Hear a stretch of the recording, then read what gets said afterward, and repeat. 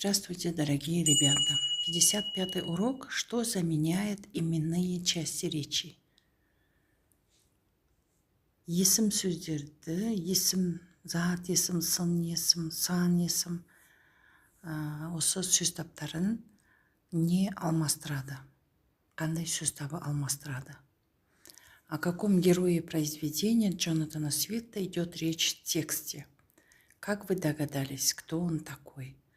Конечно же, это из путешествия Гулливера «Гулливер». Речь идет о Гулливере. Прочитайте стихотворение, ответьте на вопрос в тексте. Мое стихотворение про местоимение утром так заведено, разомкнешь ресницей, и к тебе идет оно розовой жар-птицей. А стемнеет, он придет, тоненький, смущенный, он на цыпочках войдет долькою лимонной. Срок прошел, плывет она в пелене тумана, круглолица и грустна, будто несмеяна. Кто же он, оно, она? Месяц, солнце и луна.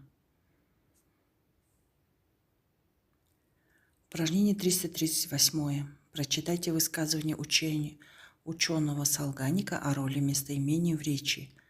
Сформулируйте основную мысль текста. Выпишите из текста все местоимения и укажите их разряд.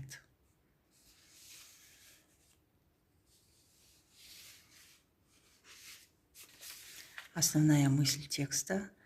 Местоимение позволяет избежать повторов в речевом высказывании, разнообразят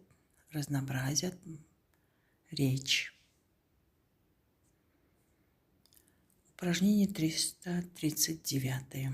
Замените повторяющиеся существительное, прилагательное, числительное подходящими местоимениями. Какое из них указывает на предмет, какое на признак, а какое на количество. В 340 упражнении выполняем распределительный диктант. Распределяем данные местоимения по разрядам. Личные, возвратные, притяжательные, указательные, вопросительные, отрицательные. В 341 упражнении прочитайте рассказ Боруздина «Когда люди радуются». Объясните смысл фразеологизма «золотые руки». Как вы понимаете фразеологизм «золотые руки»? То есть умелые руки, мастер своего дела. Определите тему и основную мысль текста. Поставьте к тексту тонкие и толстые вопросы, используя вопросительные местоимения.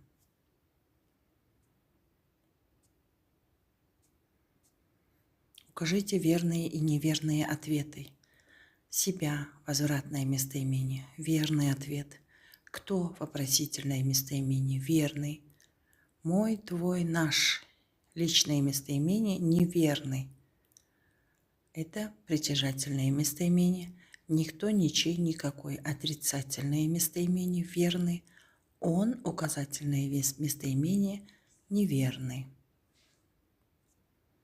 Составьте синквейн